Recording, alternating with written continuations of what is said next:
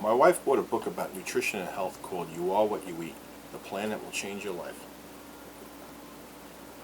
It's written by this woman named Dr. Gillian, and when I've had time to kill, I've been leafing through it to see what she says.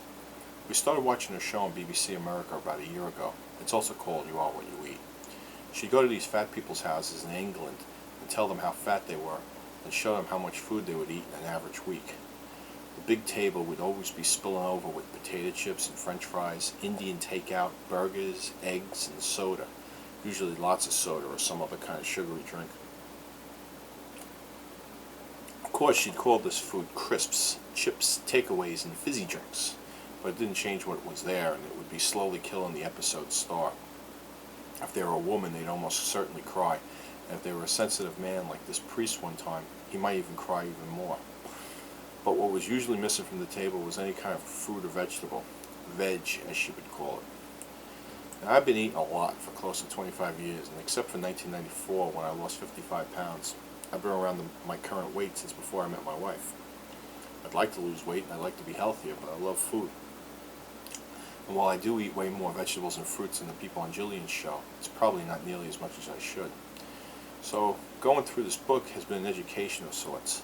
Like 5 years ago, I had no idea that blueberries were such an important brain food. I knew fish was, but not blueberries, and when you eat them, you fight off things like Alzheimer's. Cherries are great too for fighting gout. The foods that used to make up our diets before the McDonald's of the world took over, the foods that our mothers gave us when we were kids, have really great medicinal uses as well. Like there is no better food for a whole mess of things than broccoli. But then I started reading Gillian's take on superfoods. They have the best concentration of easily digestible nutrients, fat-burning compounds, vitamins, and minerals to protect and heal the body. I concentrated on the green superfoods because both Barb and I definitely could use a boost in our vegetable intake. But rather than go to the supermarket and try to find all these different kinds of vegetables that we might eat at first and then let go spoil on the counter, I went to Whole Foods supermarket and picked up a supplement powder that contains all the green superfoods in one serving. This is it right here. It's called Vibrant Health, Where Science and Nature Meet, and the product is called Green Vibrance. And each morning you take a rounded tablespoon of this powder and mix it in with water or some juice and let the nutrients go to work in your bloodstream right away. Barbara has been making smoothies every morning for us for several weeks now, that include several berries, mangoes, rice milk, bananas, and pumpkin seeds, which are both good for the uterus and for the prostate. Now we're mixing in this superfood powder to make it even more healthy. And what are these superfoods, you ask? The first one is alfalfa grass, which boosts strength and vitality. It detoxifies the liver and it aids digestion.